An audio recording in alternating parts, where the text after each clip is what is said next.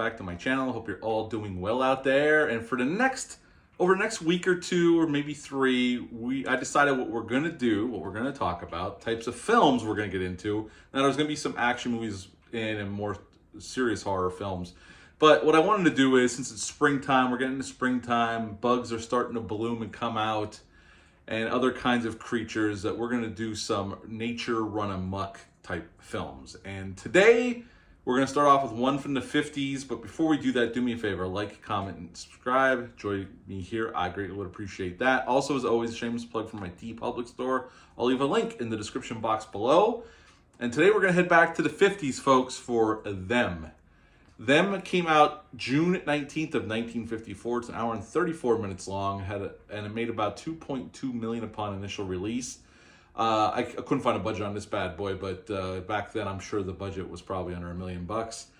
This was directed by Gordon Douglas, and James Whitmore is in the film. He is the main star as Sergeant Ben Peterson. He is a New Mexico State policeman, and James Arness is in this film as well as Robert Graham, and he's an FBI agent. And what Them is really about, as you can tell from the cover of this awesome Blu-ray, this is a black and white film. Although they were originally planning on shooting this in color and 3D. We'll talk about that. Pretty much, New Mexico desert, all of a sudden people go missing. They don't know what's going on.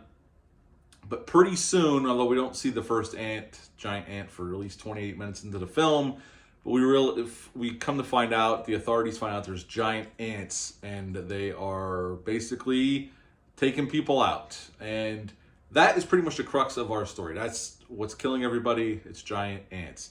And they kill one nest, and they find out the two queens got out, and they have to track them down and kill the other two because this is detrimental to the human race.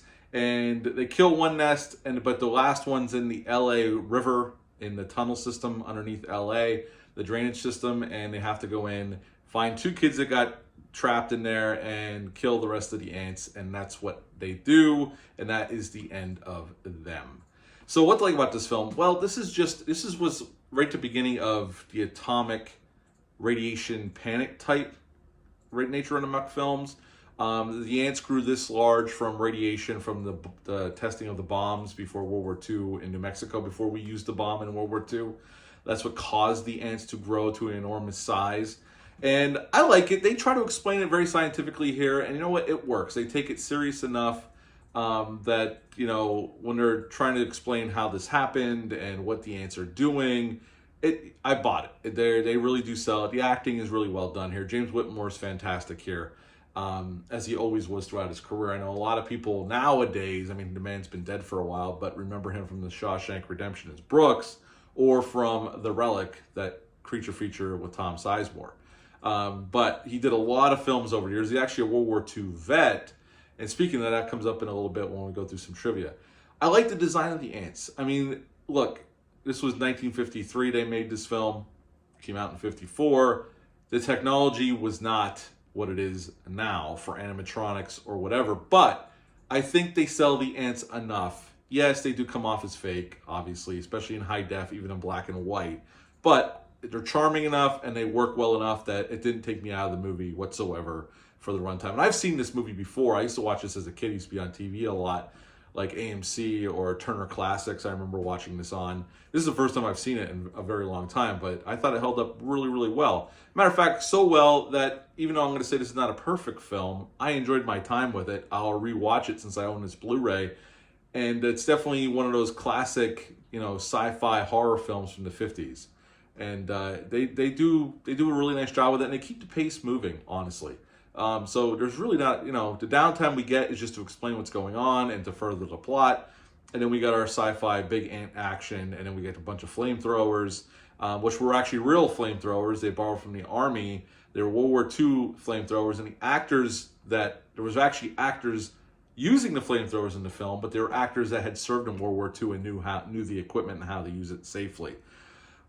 Originally, this film was going to be shot in color and 3D. So they did a test with 3D, and there's even some shots in the film that look like they were constructed for 3D, like the flames coming from the flamethrowers come running at the camera, and a few other shots. But after looking at the footage and seeing the color footage, they decided to scrap that idea and then just shot it in black and white. And that's how the film was released and how we've seen it all these years. Now, anytime during the runtime of the film, especially when there's giant ants on screen, you only ever see 3 at a time. And the reason for that is because they only ever made 3. 3 giant ants were constructed for the film. Now, at the end, when you see the 3, or the queens, the smaller queens, they were different. But during the movie, The Mayhem, they only ever constructed 3 ants. That's why on screen at one shot, you only ever see 3 at most.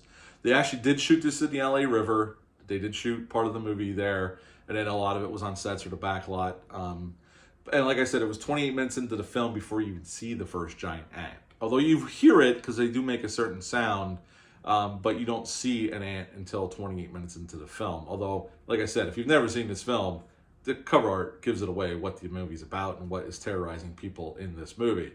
This is a classic of the genre. It's a really well done one. I remember loving this as a kid. I enjoyed my time rewatching it. I'll definitely won't wait as long to rewatch it again. And you know what? If you don't mind black and white movies and you're into a good sci-fi horror film, this is a really cool one from '54, man. You could do a hell of a lot worse. It's a lot of fun. The acting's really well done. And they take the story just serious enough that you can buy into it and it doesn't come off too over the top or too cheesy like some films did during the period. But at the end of the day, I would give this bad boy a 9 out of 10. A 9 out of 10 for them. Have you ever seen this movie? Leave a comment down below. Let me know. Hit the thumbs up. Hit the subscribe button. Share this video. I greatly would appreciate that. Now, going forward to some of the movies I have planned to review, I got Kingdom of the Spiders coming up. Empire of the Ants. Grizzly. That film right there. I got it on VHS, but I also have it on DVD, but it is streaming on Tubi. If you would like to watch Grizzly, it is on Tubi. And a couple other ones I have in mind. But for this video, that's it. Until next time, bye.